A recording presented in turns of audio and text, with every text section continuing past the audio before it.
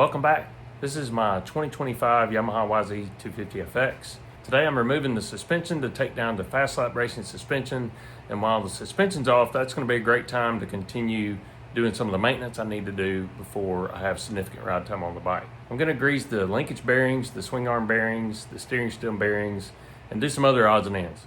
I'm going to remove the front fork legs first. I'm going to start with removing the front wheel.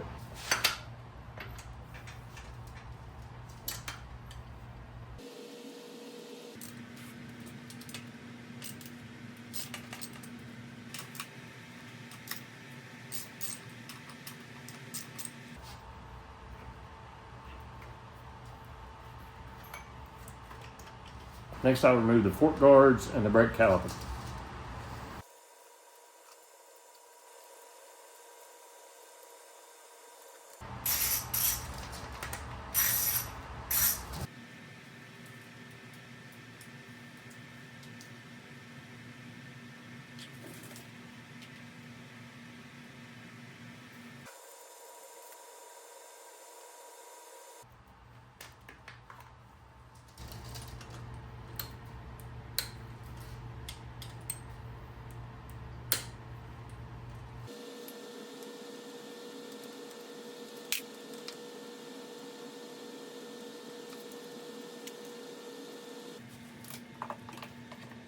Next, I'll loosen the pinch bolts and the fork leg will drop right out.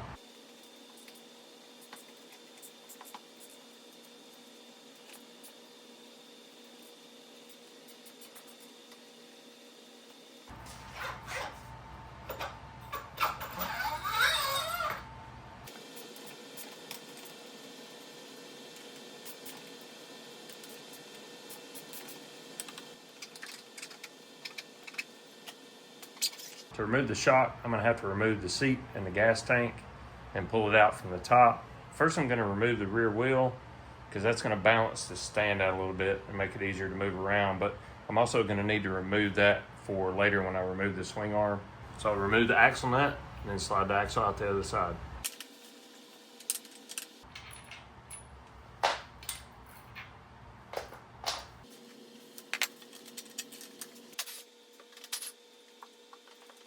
So it looks like to remove the gas tank, I need to remove the number plates and the shroud, so I'll do that next.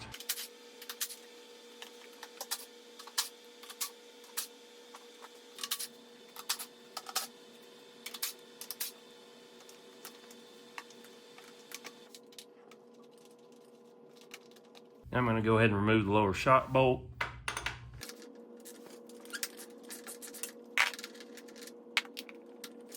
Now I'm going to remove the tank by removing these two bolts and the strap.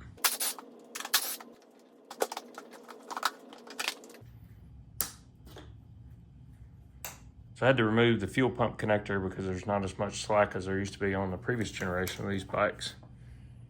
But I was able to get the tank to kind of sit up there.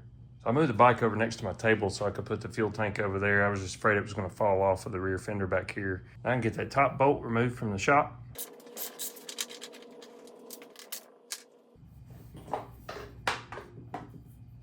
All right, I got my fork tubes and shock off the bike, ready to go down to Steve at the fast lap. I went ahead and put some zip ties in the bearings, in the top and bottom of the shock, just to make sure nothing falls out, nothing gets lost. The next thing I'm gonna do is remove the swing arm.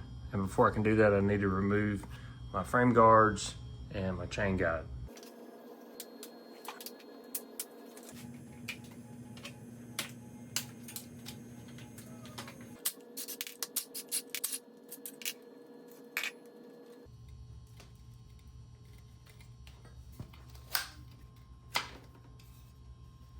I'm going to remove the nut on the swing arm bolt.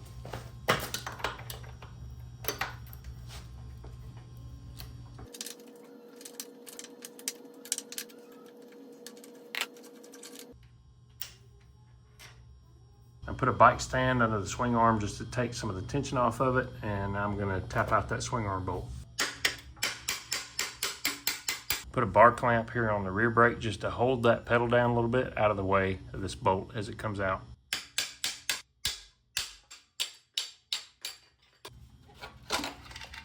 So I forgot to remove this linkage bolt earlier, so I'll do that now.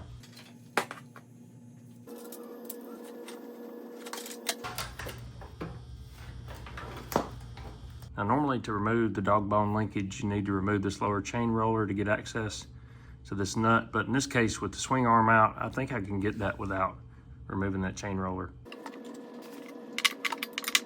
Yeah, I think it's just gonna be easier to remove the roller.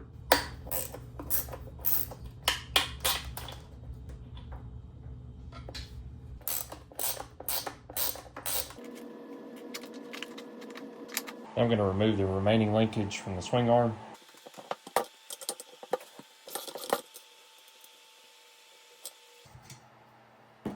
I like to grease swing arm bearings, linkage bearings, basically all the bearings on the chassis of the bike when the bike's new, or at least when it's very close to new, because there's typically not a lot of grease in these bearings. Swing arm bearings can seize, and if the bolt ever seizes in the swing arm, it can be very difficult to get it apart.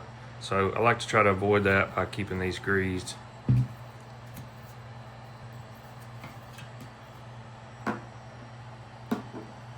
There's just not a lot of grease in there, and that's pretty typical of new bikes.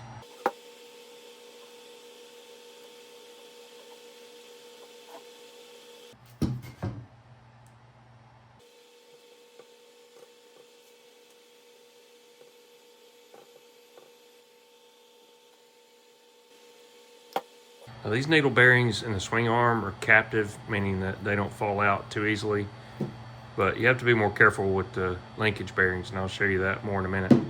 There's an open space between those bearings, and I like to get grease down into that opening. Then also forcing grease into the bearings.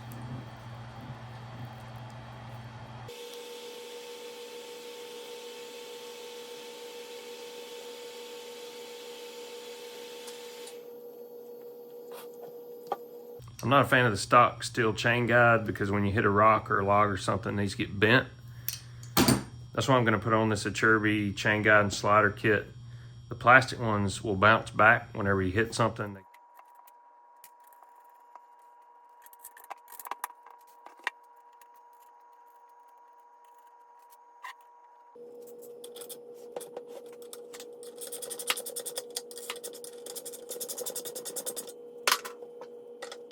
Actually, I don't need to put this on yet. The chain on this bike is riveted, and I don't want to cut the rivets. So when I put the swing arm back on, I put the chain in there and then put the slider on there.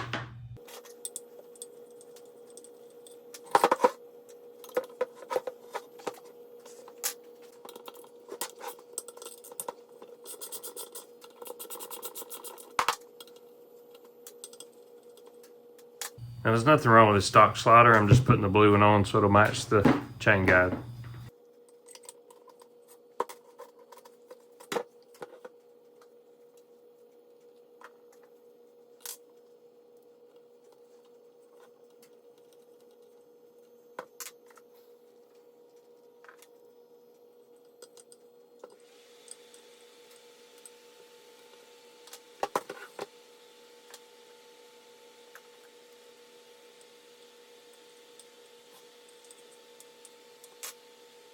And my next to-do item is to remove these chain adjuster bolts and put anti-seize on them.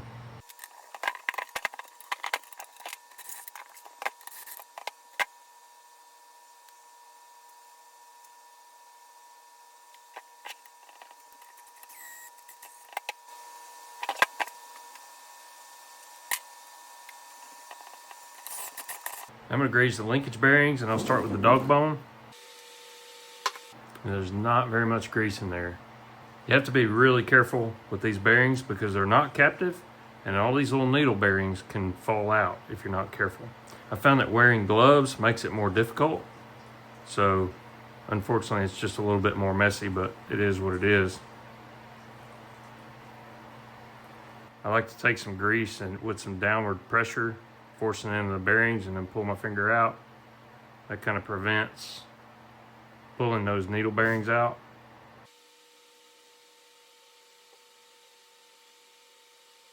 If you do pull some bearings out, it's not that big a deal. Just don't lose them and make sure they're super clean before you put them back in. It takes some patience.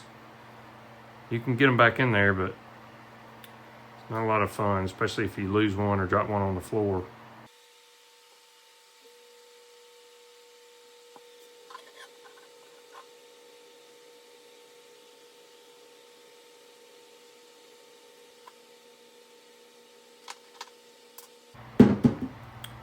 This is 3 pieces. You have a cap on each end and a bushing in the middle.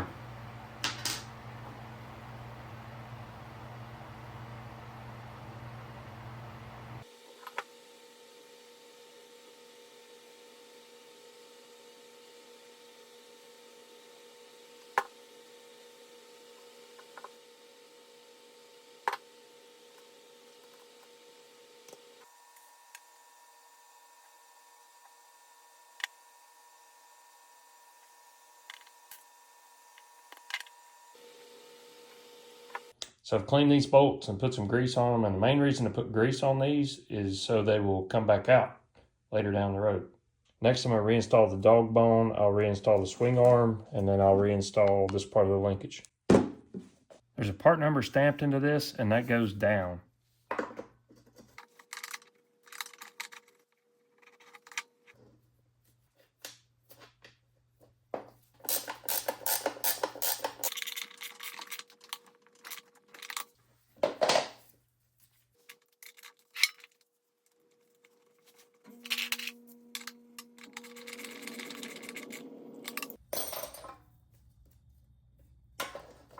I like to put some grease in the area where the swing arm bolt passes through the engine cases.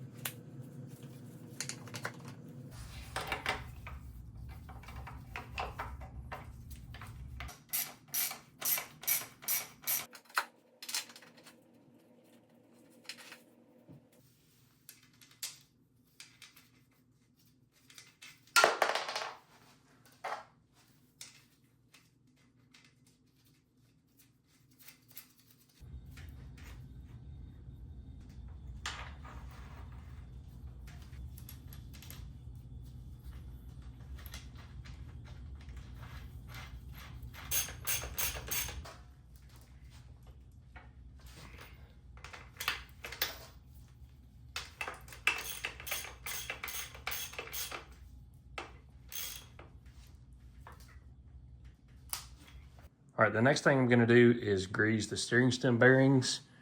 I'm gonna need to remove the front number plate, and I'm gonna remove the front fender. I don't necessarily have to, but removing that will make it easier to handle that lower triple clamp.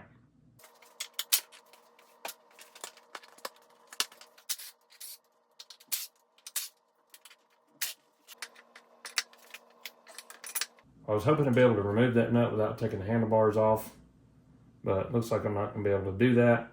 So I'm gonna try removing the clamps. I think that might be the simplest way.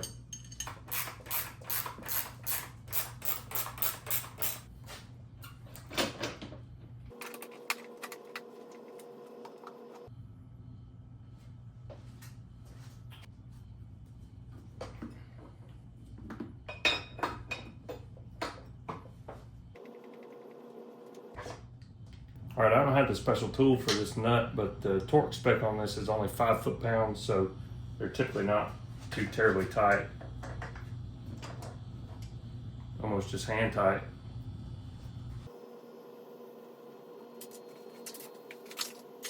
Okay, so there's not much grease in these bearings. You can see they really haven't been packed with the grease at all. There's a little bit of grease smeared on the outside of them, but that's pretty typical for a new bike. That's why I like to do this maintenance. Same thing with this. Really not much grease in there. It's gonna be difficult to completely pack this bearing without pulling it off of the triple clamp, but I'll get as much grease in there as I can.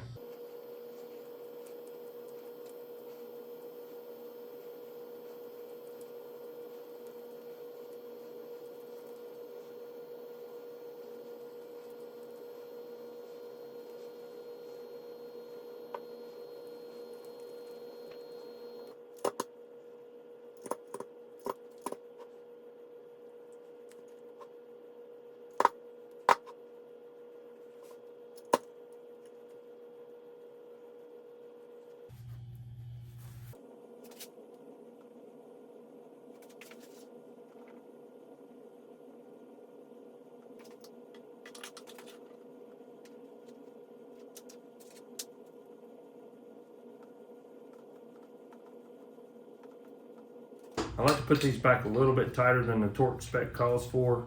Like I said, it's only a 5 foot-pound torque spec on that nut, but I like to give it just a little tension.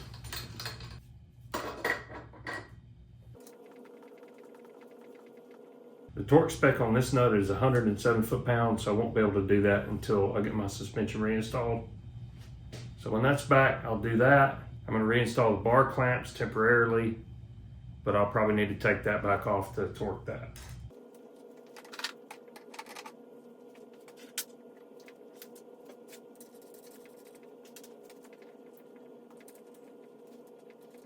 All right, that's all I can do for now until I get my suspension back. If you enjoy the video, please hit the like button and subscribe if you haven't already. Thanks for watching.